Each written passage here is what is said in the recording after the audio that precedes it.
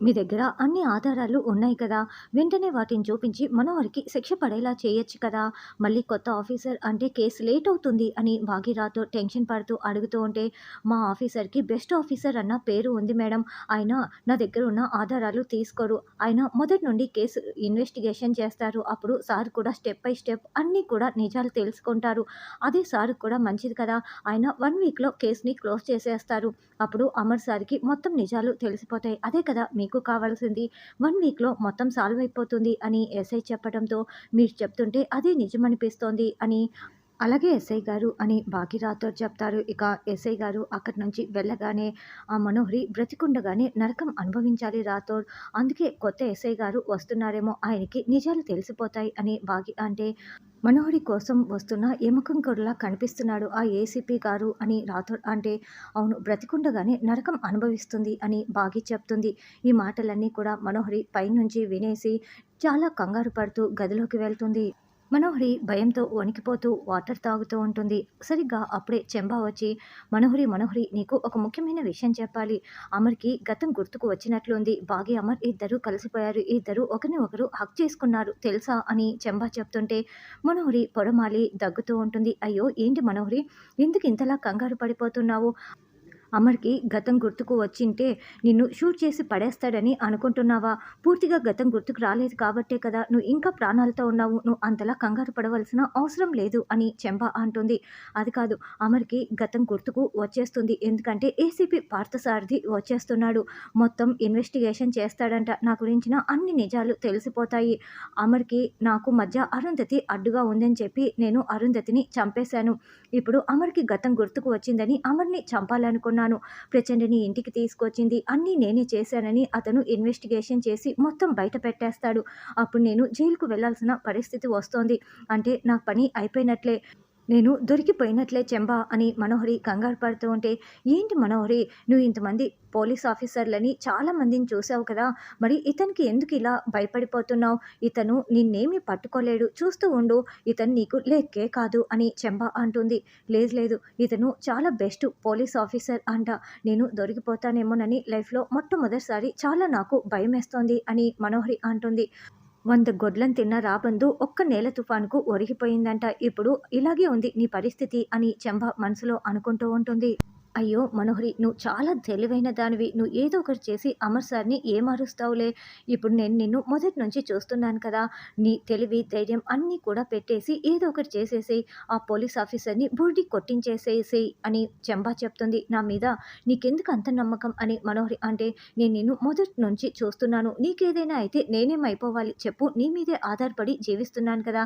నువ్వేం ఓడిపోవులే అని చెంబా ధైర్యం నూరిపోస్తూ ఉంటే, అవును నా తెలివి, ధైర్యం అన్నీ పెట్టి నేను ఏదో ఒకటి చేసి గెలుస్తాను అని మనోహరి చెప్తుంది.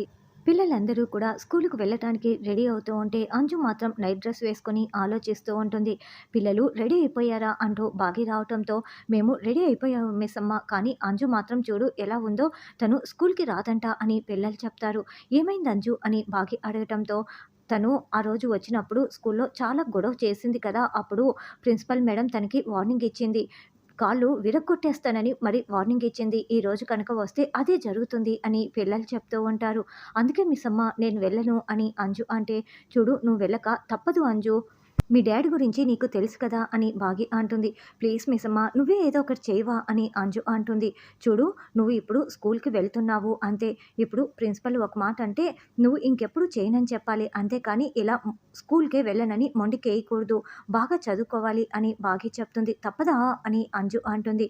తప్పదని బాగి చెప్పడంతో, సరే సోల్జర్స్ నేను రెడీ అవుతాను. మీరు కూడా రెడీ అవ్వండి అని అంజు చెప్తుంది. మనోహరి, నువ్వు చెప్పినట్లు మొత్తం అందరినీ చూసి వచ్చాను. పిల్లలు స్కూల్‌కి వెళ్ళటం కోసం రెడీ అవుతున్నారు. అమర్ సారు, రాతోడు మాట్లాడుకుంటున్నారు. భాగ్య ఏమో కిచెన్‌లో పని చేసుకుంటూ ఉంది. ఎందుకు మనోహరి చూసి రమ్మన్నావు అని చెంబ అడగటంతో, ఆ బాగిని చంపటం కోసం ఆ బాగి అడుగడుగునా అడ్డుపడుతోంది.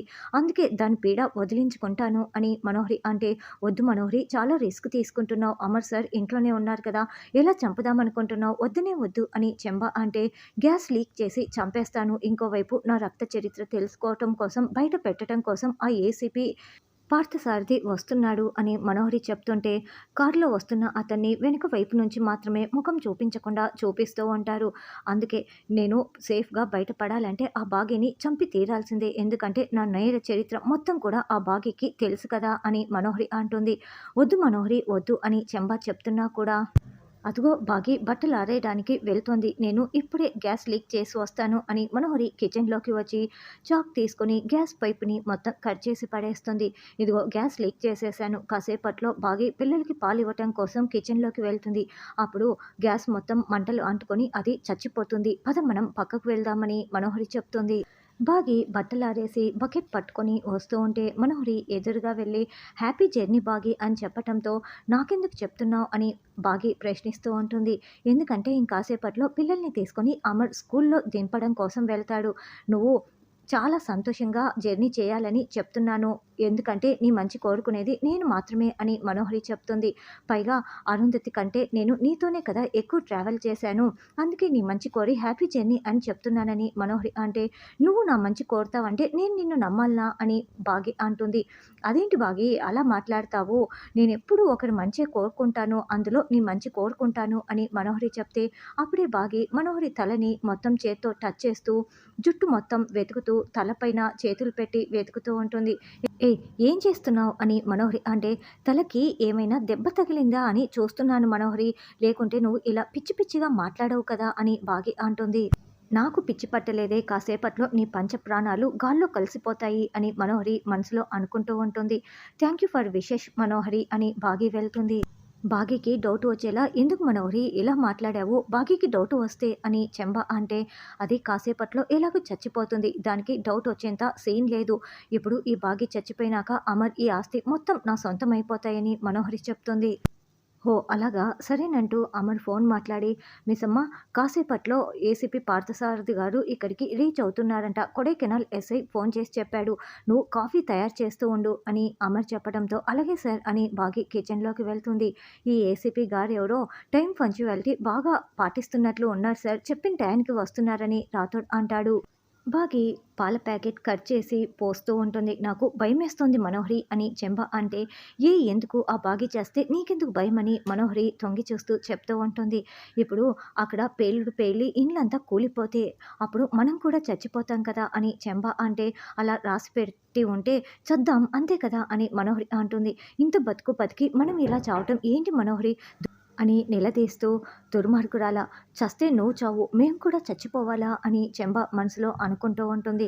ఇక అప్పుడే బాగి లైటర్ వెలిగించగానే గ్యాస్ లీక్ అయిపోయి మంటలు అలుముకునేస్తాయి. ఆ మంటలు విసురుగా కొట్టడంతో బాగి కేకలు పెడుతూ దూరంగా కింద పడిపోతుంది. ఆ కేకలు విన్న అమర్ మిస్సమ్మ అంటూ పరుగులు పెడుతూ హాల్లో నుండి వస్తూ ఉంటే పిల్లలు కూడా వినేసి అమ్మ మిస్సమ్మ అంటూ పరుగులు పెడుతూ కిందికి వస్తూ ఉంటారు. బాగి చాలా టెన్షన్ పడుతూ కింద పడిపోయి ఉంటే మిస్సమ్మ లే అని అమర్ వచ్చి లేపుతూ ఉంటాడు. సార్ మంటలు సార్ మంటలు సార్ అని బాగి చెప్తుంది. సిలిండర్ దగ్గర పైపు నుండి మాత్రమే మంట వస్తూ ఉంటుంది. దాంతో అమర్ కూడా కాస్త టెన్షన్ పడుతూ, బాగి లే రాథోడ్, బాగిని చూసుకో, నేను వాటిని ఆర్పుతాను అని అమర్ సిలిండర్ దగ్గరికి వెళ్తూ ఉంటాడు. సార్ సార్ వద్దు సార్, పేలిపోతుందేమో, వెళ్ళకండి సార్ అని బాగి చెప్తుంటే అప్పుడే పిల్లలు కూడా వస్తారు.